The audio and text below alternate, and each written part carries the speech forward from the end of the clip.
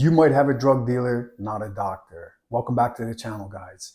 You might have a drug dealer, not a doctor. I'm sure some of you out there have seen this written or said in various posts on social media about unprofessional medical practices. And I want to give you guys my anecdotal experience within the medical field, the years that I've worked with multiple clinics. So you hear this saying out there about doctors being drug dealers and not actually trying to heal people. So there's two sides to this coin here, and I want to be able to give you guys a little bit of context to understand so that you can make the best decisions for yourself and your family.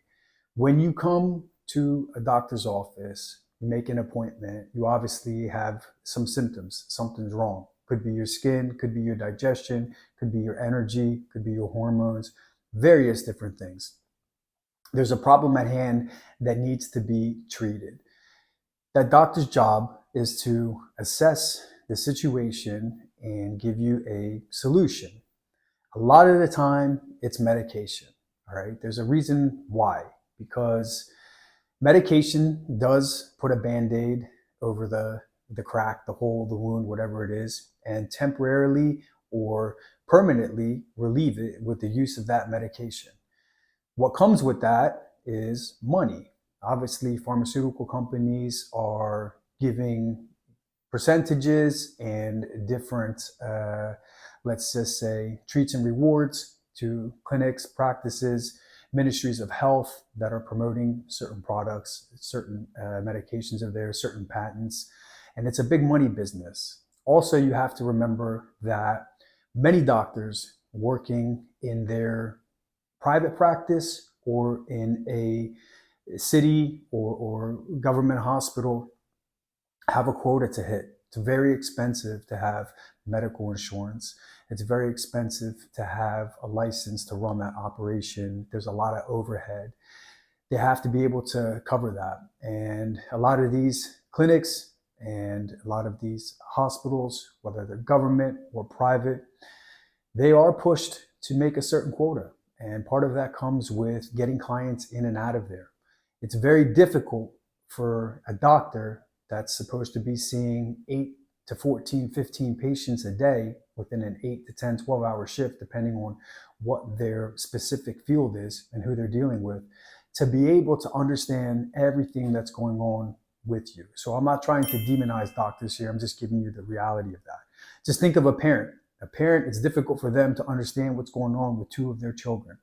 It's very difficult for a doctor to be able to understand what's going on with hundreds of their clients that are coming through their offices or are on their data sheet of being treated by them. So what you need to do for yourself is understand when you have a problem, obviously a lot of these come from lifestyle choices. Now, some people are born with predispositions that can cause symptoms, can cause people to feel unwell, to look unwell, and these things need to be addressed, obviously. But for the most part, a lot of the things that people are suffering through with chronic pain and different ailments that the common adult 20 and over is suffering with can be mitigated, can be changed, can be completely eliminated with lifestyle changes. So what you need to look out for is what questions is your doctor asking you?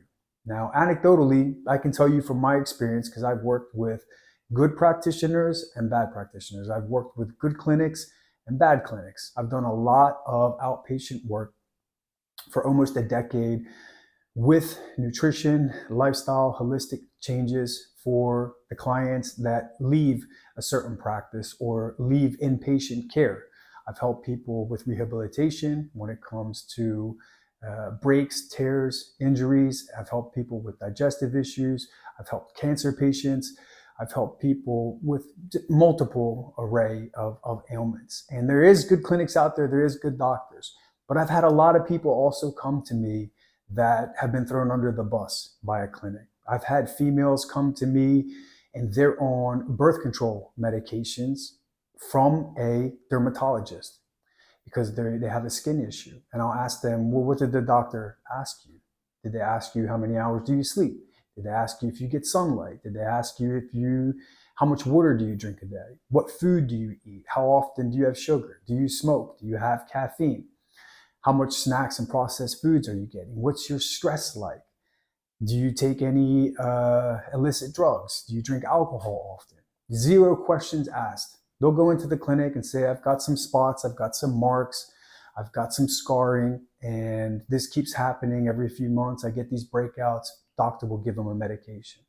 Other clients I've had that have been on thyroid medications to try to control a weight problem. They've been on glucose regulating medications, glucophage, metformin, all the way up to the stuff you see now that's newer to the industry like Ozempic. And the doctors have never asked them these questions of their lifestyle, because these things are what is going to dictate your healing process of you actually being able to solve this issue. They're very quick to give blood pressure medications, cholesterol medications. Now, it's not always their fault, because a lot of the times, if you're coming to a practice with your insurance, they have certain protocols. And to be able to cover your payment and cover that service on their behalf, they have a certain protocol. And that protocol might entail that certain things that come in there need a certain let's say, diagnosis and has a certain solution. And that might be medication. And the only way that they can treat you by law, by the way it's set up by the insurance companies, is by offering you that medication. And to be honest with you, it's very difficult for a doctor. You will find good ones, but I'm just saying this in reality. It's very difficult for a doctor to keep on top of you, to understand your lifestyle, your stresses, the changes that go over in your life within a 2, 3, 4, 5 month period until you come back for another blood test and they just adjust your medications. That's why it's good for you to do your research and see what things can cause these ailments or chronic issues, what things can mitigate them, what things you can do in your lifestyle.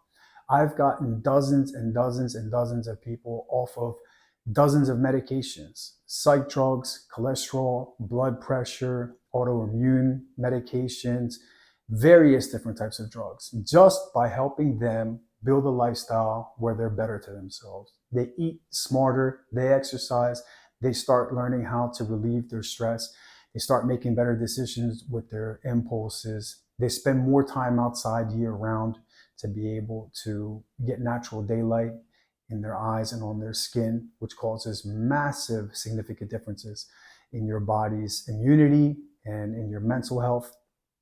So if you are getting treated or ever do get treated by a practitioner, by a physician, by a specialist, by a family GP, a general practitioner, and they offer you right away medications and say, take this pill, it'll fix your indigestion, or this is going to fix the issue with your bathroom visits, or with your menstrual cycle, or with your cholesterol or blood pressure, or any of these things. And they don't ask you how much you sleep, what you eat, if you exercise, if you drink, if you smoke, your stress, and all these questions, which dictate how you feel and how your body reacts hormonally and chemically. Then make sure that you address that to them. Make sure that you address that to them and tell them, this is what my life is like. Is there a way that I can be able to change this? Or is there a way that I can avoid this medication? Is there a way that I can make sure that this is only a temporary solution if we follow this type of a protocol? If you bring that up to them, okay, under the HIPAA law, they have to abide. Legally, they have to abide by your recommendation of using a holistic approach over the drugs, okay? This is gonna put you in a better position. So the purpose of this video is not to demonize doctors or clinics, okay? They save a lot of people, they help a lot of people. It's just for you to look out for yourself. At the end of the day, nobody is gonna give a fuck more about you than you. Nobody's going to give a fuck more about you than you. Okay? It's not the doctor's job to take care of your health. It's not your parents, your kids, your friends, your wife, your husband's girlfriend, boyfriends. People should know how their body operates. And unfortunately, this is the least amount of information and intelligence that the common adult has. People get a new phone, they know how to use it in a couple of days. People get a new car that has different upgrades with the navigation, with the sound system, with touch screens and all this cool stuff, and they learn how to use that car within a week to be able to operate it. New laptops, new jobs, new girlfriend, new boyfriend, all this crap. People learn how to be able to adapt because they want to be able to get the most use out of it and have it become an optimal asset in their life. But they don't do that with their health. I speak to so many intelligent people, multiple degrees, multimillionaires that have no idea the difference between macronutrients or calories.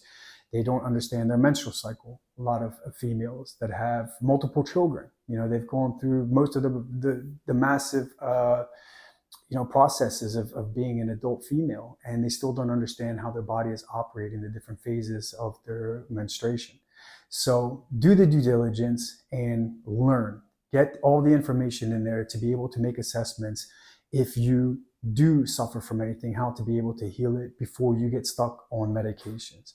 Or do your research and find somebody that knows how to deal with these things. I'm not making this video as a marketing claim for people to hire me, but work with somebody. Invest a couple of bucks and work with somebody to follow you for a couple of months. That's going to be accountable to you on a daily basis. That's going to help you create a new lifestyle, make the right choices, the right decisions that's worked with people in your situation, with your circumstances, that's going to help get you to a healthier place. Because that person is your private practitioner. It's not just a doctor at a place that your insurance company recommended for you to pop in and pop out, that only sees you once every 10, 12, or 34 weeks. It's a lot better. You're going to get a lot more fruition out of your efforts working with somebody on a daily or weekly basis to monitor you and guide you towards the right path of increasing your intellect with your health and learning yourself and what things you can do to change your life. Because everybody's life is different. You can't take generic advice and apply it to yourself to get the most out of it. You have to sort of find detail, make changes in there for it to work for you. So I hope this can give you guys some value. I hope you guys get a little bit of insight on what you should be looking for in your later years in life when it comes to, touch wood, coming up with some problems or dealing with your children when you take them to a practitioner. Before anybody puts a drug in your hand for you to take to solve a problem, see if you can solve it yourself. Stay good to yourself, stay true to yourself, let nothing and nobody get in the way of the life that you want to live. See you guys next time.